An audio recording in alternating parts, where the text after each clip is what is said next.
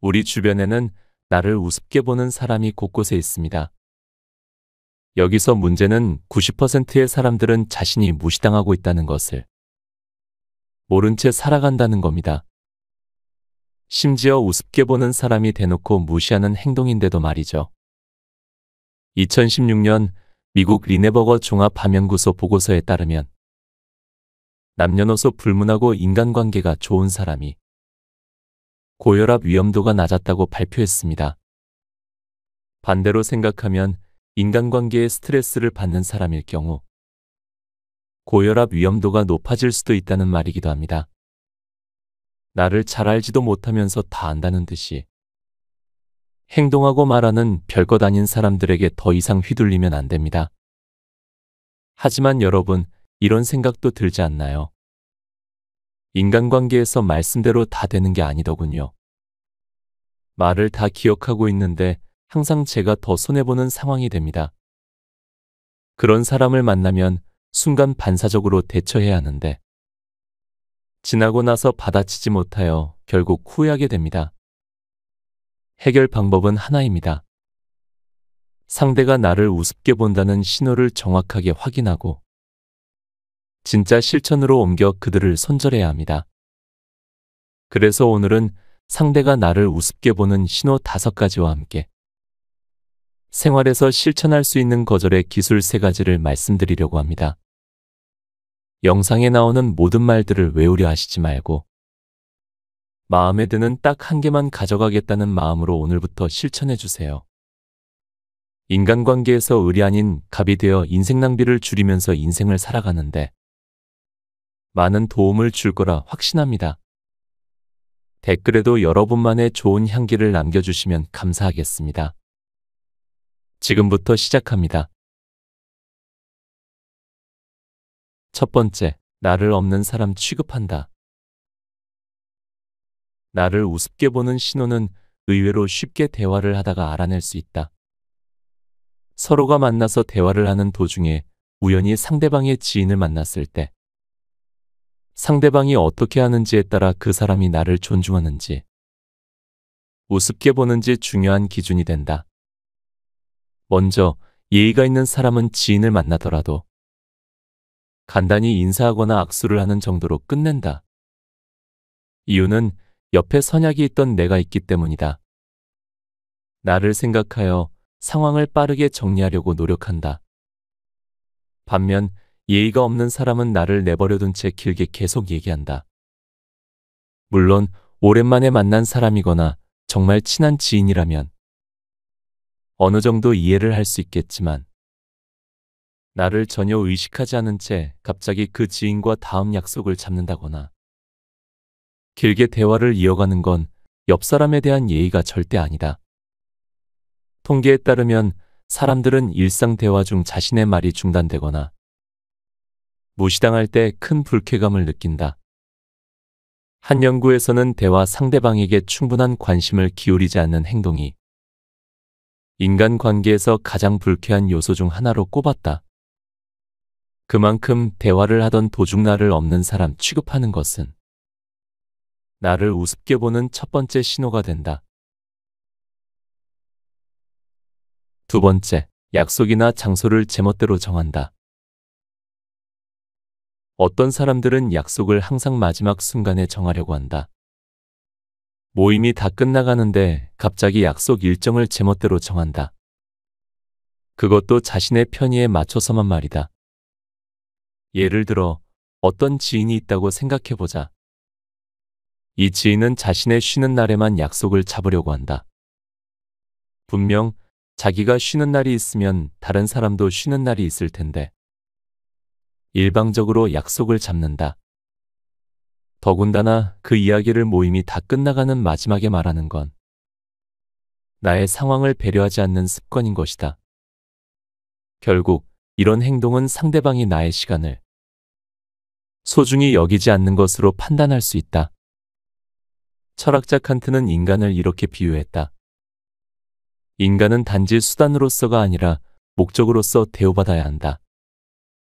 이 말은 인간 간의 관계에서 서로를 존중하고 가치를 인정해야 한다는 의미를 담고 있다. 예의 없는 행동, 특히 약속을 마지막 순간에 정하는 행위는 이러한 원칙에 반한다. 상대방을 자신의 편의에 맞춰 조종할 수 있는 수동적인 사람으로만 여기는 것은 상대방을 목적이 아닌 수단으로 대우하는 것과 다름없다. 약속을 정할 때 상대방의 시간과 계획을 고려하는 것은 기본적인 예의 중 하나다. 굳이 기본적인 예의를 지키지 않는 사람과 더 이상 함께할 필요가 없다고 생각한다. 나를 우습게 보는 사람은 장소도 자기 멋대로 정한다. 예를 들어 어떤 친구가 자신의 집 근처 공기 좋은 곳에서 만나자고 친구들에게 제안을 한다. 그냥 보면 문제가 없어 보인다. 그러나 이 친구의 집은 서울에 사는 다른 친구들에게는 상당히 멀리 떨어진 파주에 있다. 서울이나 경기도에 사는 친구들은 이 친구를 만나기 위해 많은 시간과 노력을 써야 한다. 물론 친구가 좋은 뜻으로 놀러오라고 할 수 있다. 하지만 이 친구는 매번 만날 때마다 다른 친구들이 겪는 불편함이나 힘든 점을 전혀 고려하지 않는다. 멀리서 온 친구에게 고맙다, 수고했다는커녕 아무 말이 없다. 더욱이 다른 친구들이 멀리서 온 것을 감안해 계산할 때 조금이라도 더 내겠다는 배려도 보이지 않는다. 아무리 가까운 친구지만 나를 조금이라도 생각한 친구라면 그렇게 행동하진 않을 거다. 나를 우습게 보는지 꼭 살펴보자. 세 번째, 한 번 부탁한 사람이 또 부탁한다. 그들은 이미 당신이 해줄 것이라는 답을 내리고 당신에게 부탁을 한다. 사람들은 왜 하필 당신에게만 부탁하는지 생각해 본 적이 있는가? 당신이라면 모든 것을 해결할 수 있을 것 같아서? 당신의 능력이 뛰어나서? 절대 아니다. 대부분 사람들은 당신이 부탁을 거절하지 못할 것을 알고 부탁하는 것이다. 그래서 제 아무리 힘든 부탁이라도 당신에게는 쉽게 부탁한다. 남들이 들어주지 않는 어렵고 힘든 부탁을 쉽게 수락하고 열일 제치고 도와줄 것이라고 믿기 때문이다. 그리고 그 대가는 고맙다는 몇 마디 말과 약간의 찬사 정도다. 어쩔 때는 이 표현마저 생략되기도 한다. 많은 사람들이 나에게 지속적으로 부탁을 하고 그 요구를 수락해 버릇하면 사람들은 나를 쉽게 대하는 경우가 많아진다. 이미 상대방이 당신의 성향을 파악했다는 뜻이다. 나 같은 경우에는 막무가내로 조르는 사람에게 취약하다. 하지만 이런 분류의 사람도 부드럽지만 강하게 의사 표현을 한다면 아무리 막무가내로 나와도 충분히 거절할 수 있다는 것을 알았다. 당신이 부탁을 수락할 것이라고 생각하는 사람들은 당신이 베푼 배려와 고마움을 금방 잊어버린다. 처음 부탁할 때에만 당신에게 미안한 감정을 느끼지. 부탁이 반복될수록 당연시하는 것이다. 그들은 이미 당신이 해줄 것이라는 답을 내리고 당신에게 부탁을 한다. 그렇기 때문에 그들은 당신이 부탁을 들어줄 수밖에 없게끔 유도를 하기도 한다. 그렇게 당신은 부탁하는 사람의 설득에 넘어가고 마는 것이다. 자신이 늘 타인의 부탁을 수락하는 사람이라면 한 번쯤 생각해 볼 필요가 있다. 부탁을 자주 하는 사람들은 상대에게 요청하는 것을 대수롭지 않게 생각한다. 물론 모두가 다 그렇다는 것은 아니다. 피치 못할 사정으로 부탁하는 사람들도 있지만 대부분은 부탁하는 사람들의 마음에는 뭐 어때서라는 가벼운 생각이 기본적으로 깔려 있다. 그렇기 때문에 그들은 쉽게 부탁을 하고 상대의 입장이나 상황 따위는 고려하지 않고 자신의 일처리에만 급급하다. 당신은 언제까지 타인의 부탁을 들어주면서 살 수 없다. 이런 행동을 전환하기 위해 가장 먼저 해야 할 것은 당신이 왜 끊임없이 부탁을 수락하는가를 아는 것이다. 대부분은 가족과 친구, 지인 관계는 애정으로 묶여 있다. 사람들은 이런 사이에서 거절을 하면 관계가 어긋나는 것이 아닌지 불안해한다. 실상은 부탁을 거절했다고 해서 절대 사이가 어긋나거나 소외당하지 않는다. 오히려 상대방의 요청을 끊임없이 들어주므로 당연하다고 생각할지도 모른다. 자신이 한 번 거절했다고 소외시키거나 당신을 미워한다면 그 사람은 거절 여부와 상관없이 당신을 언제든지 소외시킬 수 있다는 것을 알아야 한다. 한두 번 받아준 부탁을 상대가 당연하게 여기고 자신에게 계속 부탁한다고 생각이 들면 당신은 더 이상 그 부탁을 들어주지 않아도 된다. 네 번째, 착하다 착하다 나를 칭찬한다. 착하다는 말에 속은 나의 인생은 나라는 주체가 없었고 오직 다른 누군가를 위한 삶이었다. 진짜 착해, 착한 정도가 아니야. 착해도 너무 착하지. 나는 지금까지 양보와 배려로 남에게 피해를 주지 않고 솔선수범하며 살아왔다. 어떤 행동을 하기 전에 나보다는 다른 이들을 먼저 생각했고 우선순위로 두었다. 그래서 인지 나의 심성과는 상관없이 살면서 착하다는 말을 수 없이 들었다. 만난 사람들의 10이면 9은 내게 착하다고 말했다. 어딜 가나 청소, 뒷정리 등 굳은 일 담당은 나였다.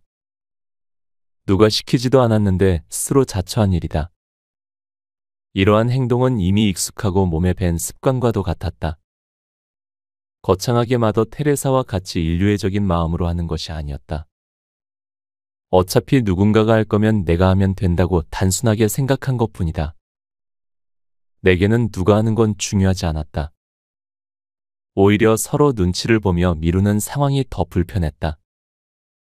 나는 친구들과 여행을 갈 때면 다른 사람들보다 짐이 2배는 더 많았다. 행여 같이 간 일행이 세면도구나 필수 용품을 잊어버리고 챙겨오지 않았을 것을 대비해 여분까지 챙기기 때문이다.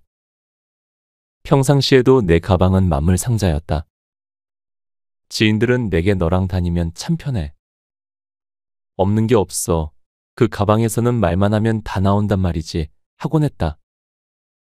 그 기대감 때문에 어느새 호의였던 내 준비는 의무감이 되어 가방의 무게로 고스란히 돌아왔다.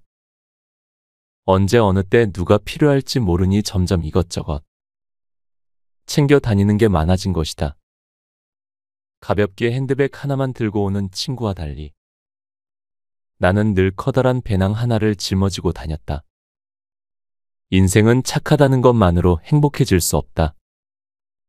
착하다는 말에 속은 나의 인생은 나라는 주체가 없었고 오직 다른 누군가를 위한 삶이었다. 내 삶은 타인을 의식하고 그들을 위해 희생하며 헌신하는 그저 착한 사람일 뿐이었다. 모든 사람의 만족을 위해 애쓰느라 정작 나의 인생은 착하다는 말로 포장된 좋은 사람이란 이미지가 전부였다. 이제는 인생에서 착함을 벗어던질 때이다. 스스로 자신의 가치를 인정하지 못하고 다른 사람에게 인정받으려 좋은 사람인 척 살아가지 말자. 삶이든 일이든 소신껏 자신의 의견을 펼쳐 살아있다는 것을 느끼고 그 충만함을 만끽해 보길 바란다. 그리고 그 시작은 거절에 있다는 것을 알게 될 것이다. 자신의 감정과 생각을 당당하게 표현해야 우리의 인생에도 재미가 찾아온다. 반듯하게 착한 사람으로는 자신의 인생에서 만족감이나 재미를 절대 느낄 수 없다. 남의 시선은 과감하게 벗어던지고 자신을 믿으며 그 길을 찾아 떠나보자. 5째, 어이없는 부탁을 한다. 상대의 기분을 너무나 잘 이해할 수 있어. 그들이 겪을 곤란한 상황과 감정이 예상되어도 거절해야 한다. 사람은 누구나 타인에게 도움을 주는 사람이 되고 싶어 한다. 상대를 위해서 내가 무언가를 한다는 것은 타인에게 인정을 받는 사람, 좋은 사람, 능력자라는 평가를 받기 때문이다. 이런 기분에 취해 거절의 기준을 바르게 세우지 않는다면 타인의 부탁을 들어주느라 자신의 시간을 허비하게 될지도 모른다. 거절의 기준을 세울 때 첫 번째로 꼽아야 할 것이 어이없고 황당한 부탁만큼은 들어주려고 애쓰지 말아야 한다는 것이다. 어쩌면 당신은 상대의 부탁이 황당한 제안임을 스스로도 잘 알고 있는지도 모른다. 그러면서도 그들의 요청을 들어주려고 노력하는 것은 앞으로 많은 거절의 기회마저 잃게 되는 것과 같다. 지금이야말로 어이없는 부탁을 거절하는 것이 기회일지도 모른다는 것을 알아차려야 한다. 황당하고 허무맹랑한 부탁을 막무가내로 해달라고 할 때에는 차분하게 이러저러해서 그건 내가 해야 할 것 같아. 내가 그건 해줄 수 없어 라고 설명을 해주면 거절이 수월해진다. 거절을 할 때 둘러댈 명분이 있으면 거절의 부담감은 덜어진다. 이렇게 거절할 수 있는 기회가 있음에도 사람들은 타인의 요청을 거절할 수 없다며 자신의 감정을 속이며 살아간다. 불편한 요구를 하더라도 쿨하게 괜찮아요 라고 답한다. 이 정도는 해줄 수 있어 라고 스스로를 설득하며 버거워도 친절한 척 요청을 받아들인다. 이렇게 자기 합리화를 하는 것은 상대의 부탁을 거절할 수 없어. 억지로 들어주는 진짜 자기 감정을 외면하기 위해서다. 스스로 감정을 속여가면서까지 친절을 베푸는 것이다. 문제는 이런 나를 주변인들은 나만큼 배려해주지 않는다는 것이다. 오히려 쟤는 부탁을 들어주는 얘라는 인식이 퍼져 혼자서는 다 처리할 수 없을 정도로 부탁이 몰려들었다. 그럼에도 나는 거절하지도 도움을 요청하지도 못했다. 이렇게 나를 궁지로 몰아 세우면서까지 타인을 위해 애를 쓰곤 했다. 거절의 기술 3가지. 행복한 삶을 위해서는 이제 타인 중심이 아닌 자기 중심으로 이루어진 삶을 살아야 한다. 이는 이기적으로 행동하라는 말이 아니다. 자신의 가치관, 생각을 단단히 세우고 자기 삶을 사랑하고 주인이 되라는 말이다. 그러기 위해서는 내가 싫은 것, 좋은 것을 분명하게 전달해야 한다. 그리고 반드시 적절한 거절을 해야 한다. 거절을 해야만 한다는 말만 들어도 벌써 가슴이 두근거리고 자신이 없는가? 그럴 수 있다. 평생 하지 않은 일이다. 지금부터 연습을 통해서 스스로 상황에 익숙해지도록 하면 된다. 다음은 내가 제시하는 거절하는 연습이다. 차근차근 따라 해보면 어느새 편안한 마음으로 거절할 수 있는 순간이 올 것이다. 첫 번째 거절하는 연습은 거절에 대해 스스로 가지고 있는 인식을 바꾸는 것이다. 많은 사람들이 거절을 단순히 상대에 대한 부정이라고 생각하지만 전혀 그렇지 않다. 거절을 했다고 해서 그 사람 자체를 밀어내는 것이 아니다. 상대의 부탁에 대해 할 수 없겠다라고 말하는 것이 거절이다. 거절은 자신의 의견을 흔들림 없이 끝까지 전달하기 위한 도구인 것이다. 적절한 거절을 선택했을 때 자신을 지키면서 건강한 대인관계를 유지할 수 있다. 이는 오래도록 유쾌한 관계를 지키기 위한 조건 중 하나다. 그런 의미에서 거절은 서로의 존중이다. 자신이 거절하는 것도 상대가 거절당하는 것도 서로의 의견을 존중한다는 의미이다. 그리고 이때 나에게 상대의 부탁을 거절할 자유가 있듯이 거절당한 상대가 나에게 실망할 자유도 있다는 것을 알아차리고 받아들여야 한다. 모든 사람에게 좋은 사람이 되려고 하면 모든 사람들에게 휘둘릴 수밖에 없다. 두 번째 거절하는 연습은 자신의 생각을 스스로 정리해서 깨닫는 것이다. 뒤죽박죽인 자신의 생각을 정리해 노트에 적어보자. 처음부터 매끄러운 문장을 적으라는 것이 아니다. 머릿속에서 정리되지 않은 생각을 키워드만이라도 적어 쭉 나열해보는 것이다. 이렇게 적힌 노트를 보면 내가 어떤 생각을 하고 있는지 알 수 있다. 무엇이 문제인지, 어떤 것이 내 진짜 감정인지, 혹시 타인의 감정을 짐작한 가짜 감정은 아닌지, 객관적으로 잘못된 것이 있는지, 있다면 무엇인지 눈에 보일 것이다. 이렇게 자신의 생각과 감정을 객관적으로 바라보면 당면한 문제를 파악하고 해결하는 데 도움이 된다. 관찰자로 입장이 바뀌면서 감정을 분리하고 있는 그대로 바라볼 수 있기 때문이다. 그 후 정리된 자신의 생각을 상대방에게 진솔하게 전하면 된다. 횡설수설하던 말하기는 명확하고 부드럽게 전달되고 마음속에 맴돌기만 하던 말은 자신 있게 표현할 수 있게 될 것이다. 마지막 거절하는 연습은 회복 탄력성을 기르는 것이다.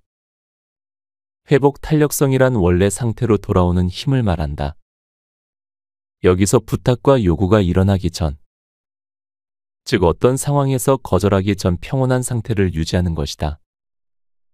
상대방의 눈치가 보여 하고 싶은 말을 못하거나 관계가 어긋날까봐 두려워서 자기 표현을 하지 못하는 사람들은 타인의 제안을 거절한 그 순간부터 마음이 혼란스럽다. 만약 거절했다면 그 후의 상황도 견뎌야 할 부분이다. 잠시 심호흡을 통해 복잡한 마음을 가라앉혀보자. 이때 상대방에 대한 미안함과 거절했다는 죄책감을 버리고 거절 후 자신이 얻을 긍정적인 상황에 대한 생각으로 전환을 하면 좋다. 예를 들어 거절로 끝나는 것이 아니라 상대방에게 다른 방안을 마련해 주면서 서로가 마음 상하지 않게 상황이 마무리되는 것을 생각해 보는 것이다. 거절하는 연습으로 조금 느려도 자신의 내면을 강하게 키울 수 있다. 처음 거절할 때는 사소한 것부터 시작하면 좋다. 사실 거절이 처음만 어렵지 그 다음은 아무것도 아니다. 한 번에 모든 것을 바꿀 수는 없다. 무조건 상대의 제안에 수락했던 자신을 인지하고 거절하기 위한 연습을 통해 거절을 시도해 보길 바란다. 거절은 당신의 생각과 감정 나아가 삶을 지킬 수 있다. 자기 영역을 지키려다 보면 때로는 이전과 다르게 행동해야 할 때가 있다. 자유롭고 편하게 거절할 수 있을 때까지는 지속적으로 연습이 필요하다. 물론 실패하는 경우도 많겠지만 그렇다고 자책할 필요는 없다. 거절하는 연습을 통해서 결과적으로 우리는 원하는 결과를 얻을 수 있다는 것을 기억하기 바란다. 자신의 의사 표현을 정확하게 상대에게 전달하는 것을 포기하지 않는다면 어느 순간 당신은 타인의 감정에 휘둘리지 않는 자신을 발견할 수 있을 것이다. 작게 보이는 것부터 시도해 나갈 때 거절 근육과 자기 표현 근육을 키울 수 있다. 그렇게 되면 당신은 더 이상 거절이 어렵지 않다는 것을 깨닫게 될 것이다. 거절을 못하면 누군가를 미워하게 된다. 사소하지만 불편한 감정을 쌓아둔다면 큰 문제로 번져 일과 인간관계 모두를 망칠 수 있다. 자신이 느끼는 감정을 중요하게 생각해야 한다. 그렇다고 해서 서운한 감정을 상대에게 계속 표출하라는 것은 아니다. 서로 입장을 충분히 생각하고 마음이 상하지 않도록 하는 노력이 필요하다. 상대가 나의 감정을 상하게 했든 어떤 오해가 생겼든 문제가 생겼을 때 감정을 더욱 증폭시켜 부정적인 생각을 하지 않으려면 감정이 느껴지는 순간에 자신의 감정을 알아차리고 어떤 감정인지를 인식할 수 있어야 한다. 자신의 감정을 무시해버린다면 언젠가는 쌓인 감정이 폭발해버리고 만다. 상대방을 미워하지 않기 위해서는 자신의 마음을 살펴야 한다. 또 모든 감정에 반응하지 않고 오해를 풀어야 한다. 이럴 때 서로의 감정을 덜 상하게 하는 효과적인 3단계 방법을 소개한다. 1단계, 어떠한 감정이 들면 바로 알아차리고 인지하자. 우월 의식을 가지고 있는 상대가 당신을 과소평가해서 애매모호한 상황이다. 기분이 언짢지만 말하기도 그렇다. 이때 당신이 드는 감정을 오해하고 있는 것은 아닌지 명확하게 인지해야 한다. 감정의 오해를 풀지 않으면 관계에서까지 오해가 깊어진다. 2단계, 자신의 감정에 유리한 쪽으로 생각하자. 별것도 아닌 것에 자신이 너무 예민하게 반응을 보인 것이라면 그 감정을 풀 수 있는 방법을 생각해보자. 우월감을 느끼고 싶어서 그런가 보다. 서로 잘 되기 위한 협상을 위한 거지. 감정을 증폭시키면 모든 것을 잃을 수도 있어 등과 같이. 자신의 감정이 덜 상하는 쪽으로 유리하게 생각하는 것이다. 내 감정이 느끼는 대로 모든 것을 말할 수는 없다. 충분하게 자신의 감정에 대해 생각해보는 것이다. 그럼에도 상황이 달라지지 않거나 불편한 감정이 계속해서 느껴진다면 세 번째 단계로 넘어가자. 3단계, 솔직하게 자신의 감정을 이야기해보자. 불편한 감정을 가지고 관계를 유지하는 것은 현명하지 않다. 그 감정을 솔직하게 털어버리고 생산적인 관계로 발전해 나가는 것이 모두를 위한 것이다. 참았던 감정을 이야기하기보단 차분히 생각했음에도 해소가 되지 않는 감정을 솔직하게 전달해보자. 평소에 남에게 싫은 소리를 못하는 사람이 자신의 감정을 이야기할 때는 주의해야 할 것이 있다. 억눌렀던 감정을 갑자기 표출할 때 흥분을 한다거나 할 말은 해야겠어와 같이 그동안 보였던 모습과 다르게 격해지는 것을 조심하자. 오히려 상대방의 입장을 늘 고려하여 친절했던 자신의 강점을 살려 상대방에게 부드럽고 세련되게 감정을 전달하는 것이 좋다. 누군가에게 서운하거나 미운 감정이 드는 것은 내 마음의 반응에서 시작된다. 사람마다 예민도와 반응도가 다르기 때문에 서로 느낄 수 있는 감정의 온도는 차이가 날 수밖에 없다. 만약 상대방의 말에 서운한 감정이 느껴진다면 자신이 쉽게 상처를 받는 것이 아닌지 혹은 예민하게 반응하는 것이 아닌지 먼저 살펴보자. 그리고 자신과 타인의 감정을 구분하는 연습도 필요하다. 여기서 타인의 범위는 자신을 제외한 모든 사람이라고 생각하면 된다. 가족도 남이고 친구도 직장 동료도 당연히 남이다. 이렇게 감정의 선을 구분하고 자신이 상처받지 않는 기준에서 남의 감정에 반응하지 않고 수용하도록 노력해보자.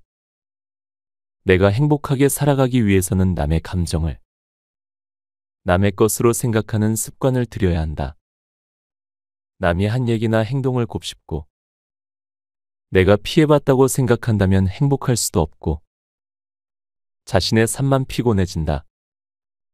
물론 남의 감정에 무관심해서도 안 된다. 살면서 서로 소통하면서 조율해야 할 일이 있기 때문이다. 중요한 것은 남의 감정에 자신이 휘둘리지 않아야 한다는 점이다. 각자 느끼는 감정은 자기만의 이유가 있다. 남의 감정은 그들 고유의 것이며 내가 느끼는 감정은 온전히 내 것이다. 이런 감정은 어떻게 할 수도 없고 어떻게 해서도 안 된다. 즉, 그 사람의 감정을 바꾸려 들거나 내 감정으로 끌어오지는 말아야 한다. 그럼에도 내가 느끼는 감정이 시원하지 않다면 진솔하게 대화해 보길 권한다. 그 사람이 인정을 하든 기분이 나쁘든 화가 났든 이제는 그 사람의 일일 뿐이다. 상대가 화를 낸다고 해서 같이 화낼 필요도 없고 거기에 휘둘리거나 억눌릴 필요도 없다. 성숙한 감정 조절로 쓸데없는 감정 소모를 줄이고 누군가를 미워하는 마음으로 죄책감을 느끼지 말자. 곁에 두고의 짧은 생각. 어느 방송에서 거절에 대해 이렇게 이야기를 해줬습니다. 거절을 당했을 때 기죽을 필요 없어요. 왜냐하면 그건 나를 거절한 게 아니라 내가 제안했던 프로젝트나 행동이었기 때문입니다. 이 말이 굉장히 인상 깊었습니다. 거절을 당했다고 해서 내가 틀렸다는 것이 아닙니다. 다시 말해서 거절은 나도 당할 수 있고 상대방에게도 할 수 있습니다. 그래서 전 저를 우습게 보는 사람에게는 거절을 해봅니다. 거절을 했을 때 상대가 나에게 어떤 반응을 하는지가 그 사람을 보는 판단 기준이 됩니다. 그리고 그 사람이 여전히 나를 우습게 보거나 부당하게 대할 때 이를 인식하고 서서히 연락을 받지 않습니다. 제 자신을 보호하는 중요한 방법입니다. 저 또한 아직도 거절이 어렵지만 책에 나온 기술들과 거절에 대한 새로운 생각들을 머릿속에 떠올리며 작은 거절을 연습하려고 합니다. 여러분도 더 이상 다른 사람에게 이끌려 다니지 말고 자신의 가치를 존중해주고 표현해주세요. 나답게 살아가는 여러분을 응원합니다. 오늘도 함께 해주셔서 감사합니다. 책 거절 잘하는 법을 읽고